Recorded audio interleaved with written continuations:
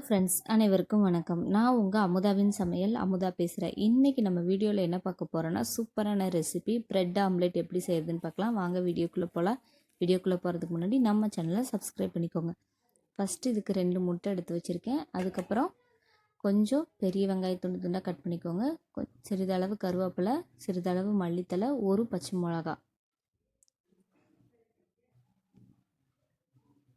எல்லாமே வெங்காயம் வந்து பொடிசாக கட் பண்ணிக்கோங்க.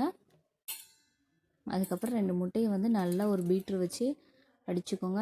ஸ்பூன் இருக்கவங்க ஸ்பூனை வச்சு நல்லா அடிச்சிங்கன்னா இந்த மாதிரி நுர வரும். நுர வர அளவுக்கு அடித்து வச்சுக்கோங்க. இப்போ நம்ம எடுத்து வச்சுருக்க வெங்காயம், பச்சை மிளகாலாம் இது கூட சேர்த்துக்கலாம். அதுக்கப்புறம் இதுக்கு தேவையான அளவு உப்பு போட்டுக்கோங்க. எல்லாம் சேர்த்துட்டு நல்லா மறுபடியும் ஒருக்கா பீட் பண்ணிக்கோங்க. நல்லா உப்பெல்லாம் எல்லாத்து கூட கலந்து வரணும். ஒரு தவா வச்சு தவாவில் லைட்டாக பட்ரு போட்டுக்கோங்க. பட்ரு வந்து மெல்ட் ஆன உடனே நம்ம எடுத்து வச்சுருக்க முட்டை எல்லாம் அடித்து வச்சுருக்கோம்ல, அந்த கலவையை நல்லா இப்படி கலந்து இது கூட ஊற்றிக்கோங்க.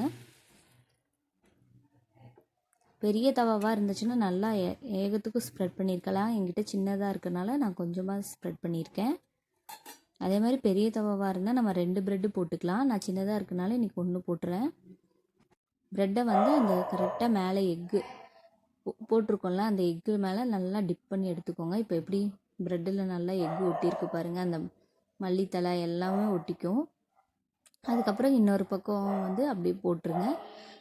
லைட்டாக இதுக்கு மேலே கொஞ்சம் பெப்பர் தூள் போட்டு தூவிக்கோங்க. அதுக்கப்புறம் ப்ரெட்டுக்கு மேலே கொஞ்சம் மறுபடியும் பட்ரு கொஞ்சம் தேய்ச்சிக்கோங்க. தேய்ச்சிட்டு அந்த தோசை கரண்டியில் இப்படி பண்ணிங்கன்னா எல்லா பக்கம் ஸ்ப்ரெட் ஆகிடும். அதுக்கப்புறம் இதை திருப்பி போட்டுருங்க.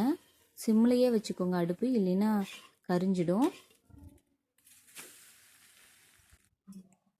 இப்போ இந்த மாதிரி கரண்டியை வச்சு இப்படி நடுவில் பண்ணிங்கன்னா கீழேயும் நல்லா ப்ரெட்டு வெந்துடும். இப்போ திருப்பி போட்டுக்கோங்க. சூப்பராக எம்மையாக முட்டை ப்ரெட்டு எக்கு ஆம்லேட் ரெடி ஆயிடுச்சு. நீங்களும் வீட்டில் இதே மாதிரி ட்ரை பண்ணி பாருங்கள். ட்ரை பண்ணி பார்த்துட்டு கமெண்ட்டில் சொல்லுங்கள் எப்படி இருக்குன்னு. Thank you for all. Thank you for வாட்சிங்.